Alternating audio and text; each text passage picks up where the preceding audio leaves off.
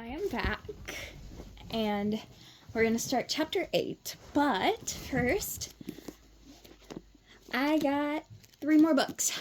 I thought it was going to be the next 3 books in the series, but this is actually the last 3 books in the series, so I still have to wait for the next 3 books in the series. So I have 1 through 6, and then now I have 10 through 12. So we can start that after I get 8 through 9.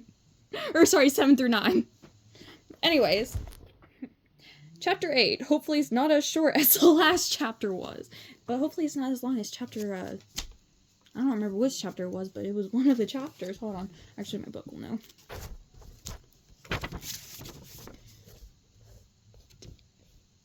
Chapter 4 was ridiculously long. Let's just say that. Okay. Chapter 8. Sage and the Journey to Wishworld. Boy, did Sage feel sorry for Wishling's students. Their lunchroom was nothing at all like the Celestial Cafe. It was noisy and smelled funny, kind of like stinkberries. There was no tablecloths, no plush chairs, no deep carpeting to sink your feet into, no climate control. There wasn't a cloth napkin to be seen. There was a bot waiter to take your order when you needed... Oh. Where was a bot waiter to take your order when you needed one? It was positively primitive. You had to grab a plastic tray, point to the food you wanted, and wait while a lady with a net over her hair scooped it up and handed it to you. She would have to tell Professor Alara Ursa all about it when she returned to Starland. And the food, well, Sage's stomach churned when she saw it. Nevertheless, she pointed to something called mac and cheese and received a dense orange square on a plate. Everyone else was grabbing containers from a large cool box, so Sage grabbed one too. Sage stood in the middle of the room, wondering where to begin her search for her wisher, when someone called out, "Hey, new girl, over here!" Sage headed over to the widely waving Wishling and say that 5 times fast, and found herself at a lunch table with a bunch of girls from her class. The redhead, the one with the blonde pigtails, and the one with jet black hair were among them. They all introduced themselves. Maria, Haley, Jenna, Ella, and Madison. Sage nodded and smiled at them. Now she was getting somewhere. "You're really good at math," said the freckled redhead, whose name was Jenna. "You made it look like a piece of cake." "It looked like cake?" Sage asked, confused. "What kind?" The Wishling laughed, thinking Sage was making a joke. "Yeah, you really did make it look easy," said Maria, who had shoulder-length dark hair and pretty brown eyes. Sage nodded and smiled. Mission 1, Wishworld Observation Number 6. Add piece of cake to the Wishling dictionary. It means easy. "I like your outfit," said Haley, the blonde with pigtails. "Very colorful." "Thanks," said Sage. She picked up a box labeled chocolate milk from her tray. "Ah, chocolate," she said, remembering the first Wishers 101 class. "It must be Valentine's Day." She felt pleased to have made the connection. She was a little worried because Professor Ursa warned it would taste terrible. The girls stared at her for a moment, then burst into laughter. "You were so funny," cried Maria. Sage shrugged. She turned the box upside down, studying it. She had no idea how to open it. They hadn't got into beverages in her Wishers 101 class. The Wishlings started laughing again. "You can divide huge numbers in your head, but now you're acting like you're from another planet," said Madison, a thin Wishling with super short, light brown hair. Sage gulped. Oh, Starf! Did Madison really know that she wasn't from Wishworld? What was she going to do?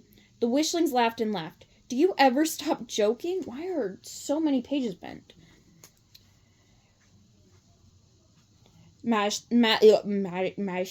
Madison asked. Sage suddenly realized that they were kidding. She sighed with relief.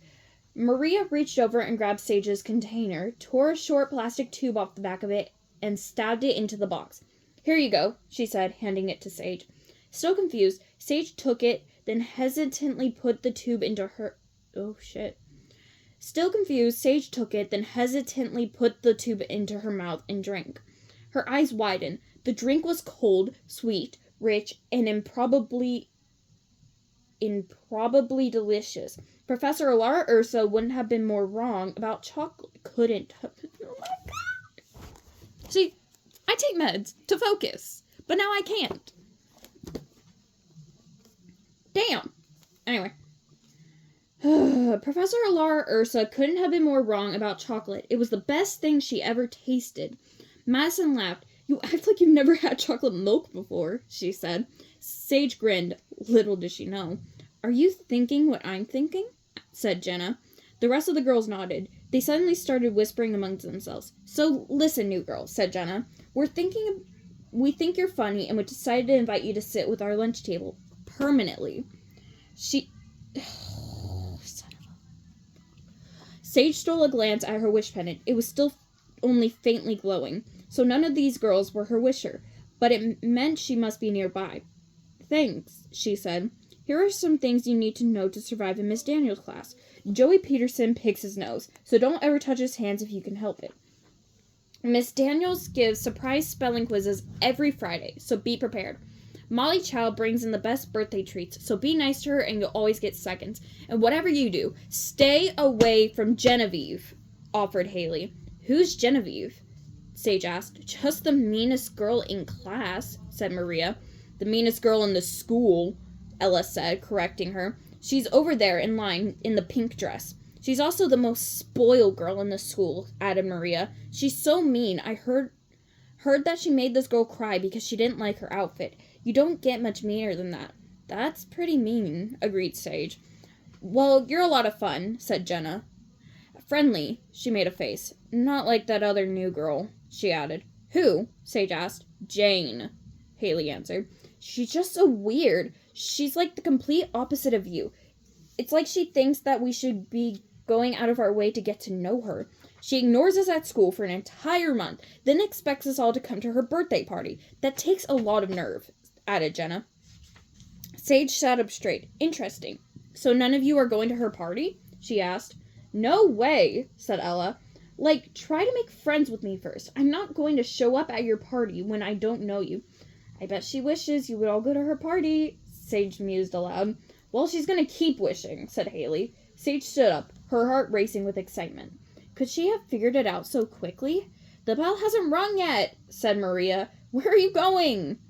I'm going to say hello to Jane, she said. Where is she? Over there, by herself, as usual, said Ella, pointing to a table across the room.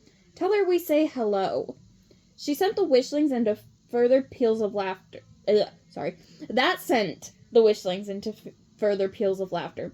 Sage took that moment to head across the room. Jenna stopped laughing. Wait, she said. She's serious. Sage stood at the head of the table where a female wishling with long brown hair pulled back into a ponytail sat hunched over a book, eating a sandwich, her brow furrowed in concentration. Sage studied her. Was she deeply engrossed in what she was reading, or deeply engrossed in looking busy? Hey, Sage said. Is the seat taken? Jane looked up, frowning at Sage's lame joke. You're kidding, right? Not funny. Sorry, said Sage, leaning a hand on the table. So, we're in the same class, huh? Any tips for the even newer girl? She put her elbows on the table and rested her chin in her hands. You seem to be doing just fine, said Jane coldly. Look at you. First day at school and you already have more friends than I do after a month. Because I'm friendly, Sage thought. But she kept it to herself. She took a deep breath and plunged right in. So, I hear you're having a birthday party. Sage, that's not what that says. Oof. Jane closed her book with a bang. It's my mother's fault, she exclaimed. I didn't even want to have one, but she convinced me to invite almost every girl in class, and then no one RSVP'd. Not a single person. Talk about humiliating. Now I'm the class loser, and things are worse than ever. Well, I'd like to come, said Sage gently. I love parties. There was a momentary flash of excitement in Jane's eyes, but then her eyes narrowed. She turned away.